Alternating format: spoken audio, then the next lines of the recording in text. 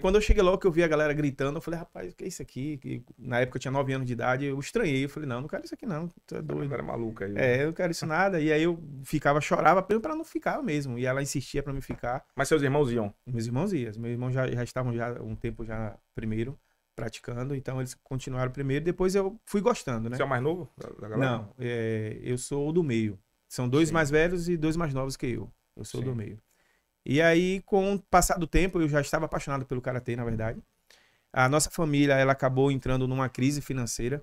O karatê na época era muito caro porque era algo novo, né? Algo novo na região, na verdade, no estado ainda era algo muito recente. E era caro, as mensalidades eram caras. Na verdade, quem praticava eram pessoas que tinham um poder aquisitivo um pouco estável naquela época. E a nossa família, ela acabou declinando nesse status e acabou que a gente teve que se afastar do karatê. Inclusive, até fome a gente passou. Foi um período muito difícil, onde a gente se alimentava por a caridade de vizinhos, de alguns parentes também. E a gente tem uma história que a gente fala que Deus, né, ele plantou no nosso quintal pés de abóbora que cresciam rápido. E realmente. E a gente se alimentava de abóbora de manhã, meio-dia e à noite. Então houve um período que quem matou a fome de vocês foi a abóbora. Foi abóbora. Foi abóbora. Fora o que os vizinhos Santa davam. abóbora, né? É. Que bom. Fora o que os vizinhos davam. Então, Ah, foi um período muito difícil. E além de toda essa dificuldade financeira que a gente passava, toda essa dificuldade para estar sobrevivendo, eu tinha algo a mais, que era o sofrimento de não poder estar praticando o karatê, porque eu já estava apaixonado. E a gente morava num local que era passagem para onde o pessoal ia treinar, que era no clube social. Então eu sempre via o pessoal passar para ir treinar de kimono e eu começava a chorar. Ou então ia pro quintal, ficava dando murro no pé de banana, descarregando aquela frustração de não poder estar praticando o karatê. nesse momento aí você já estava apaixonado pela arte, Já estava assim, apaixonado. pelo esporte. Sim, sim. E você teve que sair por uma questão financeira e ver o pessoal indo, seus colegas, era Era puxado, né, frustrante demais, era frustrante demais. Eu ficava realmente bem, bem triste com isso. E aí também não entendia, não tinha tanta idade para entender como as Sim. coisas funcionavam de verdade.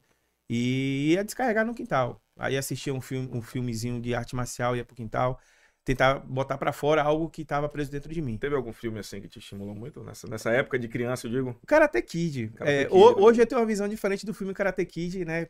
Eu entendo hoje que aquele artista que fez o Karate Kid, ele na verdade ele não praticava karatê de verdade, mas na época pra mim o cara era o fenômeno, Pra era todo mundo, né? Assim, né? Pra todo mundo que eu digo é geral que não tinha. o conhecimento. Então assim, mas de qualquer forma o Karate Kid, se o filme, ele até hoje ele traz um ensinamento muito grande, que é realmente aquela questão dele se superar, dele estar moldando a sua forma de agir, que ele também teve sua rebeldia naquela época também no filme ali, e o sensei, ele conseguiu direcionar ele, mostrar ele que o caminho correto é outro, né?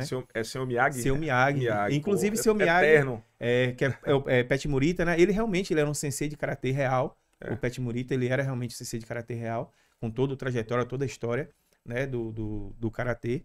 E ele realmente ele conseguiu passar no filme uma transmissão realmente do que é a filosofia do karatê, Sim. né? Então, assim, voltando à questão, à minha questão, eu tive que me afastar. Mas, com o tempo, eu já não estava mais aguentando ficar fora do karatê. Então, eu pensei comigo, mesmo que eu não possa praticar, eu vou assistir. Então, eu comecei a ir para a porta do clube social e ficava da porta assistindo o treinamento. Então, quando o pessoal chegava, eu já estava lá. E assistia o Só pra treinamento. assistir. Só para assistir, até o final. Só que aí o sensei, na época, era o sensei Joselito Fernandes, da cidade de Piauí. Ele, acho que incomodado, que todo dia eu ali, todo dia na presença ali, Quem é só esse pivete assistindo. aí? Quem é esse guri, Pô, velho? esse carinha aí. E ele lembrava que eu já tinha feito parte, né? Então ele me chamou e perguntou, né, se eu queria voltar a praticar e se eu podia colaborar com o dojo. Então eu virei faxineiro do dojo, onde toda uma hora antes do treino eu chegava, limpava todo o clube social. Tem até uma história engraçada que o clube social eram tacos de madeira, o piso, e era muito grande. Então quando eu chegava no meio do clube para finalizar, que eu olhava para trás já tinha terrinha, porque os bichinhos jogavam as terras do buraquinho para fora de novo, eu ficava... E aí Não acabava nunca essa faxina, né, não velho? acabava, não. E eu voltava, e às vezes no meio do treino aparecia essas terrinhas, ainda tomava uma bronca ainda, porque eu deixei a terra lá. É mesmo. Era puxado. Mas aí eu pedi autorização à minha mãe, por ser menor de idade, já tinha 10 anos nessa época. E ela autorizou que eu... Fizesse esse trabalho. Primeiro ela perguntou, né, se eu dava conta. Né? Ela se preocupou no sentido, se eu, muito novo, se eu ia dar conta de estar fazendo esse trabalho para poder estar treinando. Eu falei que sim. Então ela deixou que eu voltasse a praticar. A gente ainda continuou ainda com uma fase muito ruim financeiramente, onde não tinha nem kimono para treinar, que é a vestimenta oficial para se praticar. E a gente começou a usar kimono feito com saco de açúcar, né? mesmo. Que existia na época, eram sacos que era parecendo esses sacos grossos, né? Que vem de cacau, essas coisas, só que eram brancos. E aí a gente começou a treinar dessa forma. Era o que a gente tinha, era ali, improvisado, era improvisado.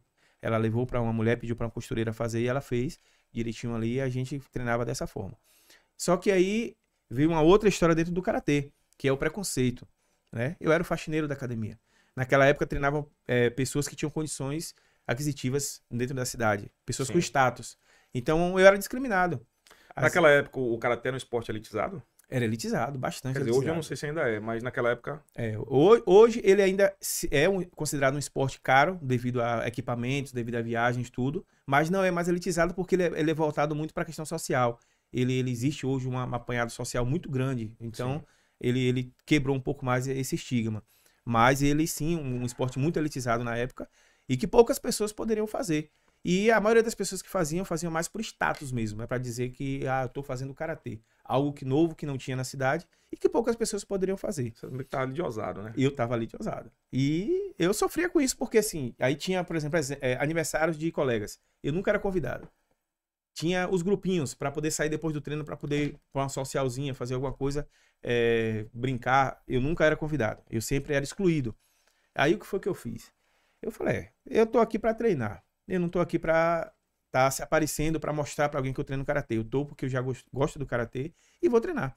Então, enquanto eles se divertiam, eu treinava. Enquanto eles me olhavam torto porque eu era faxineiro, eu treinava.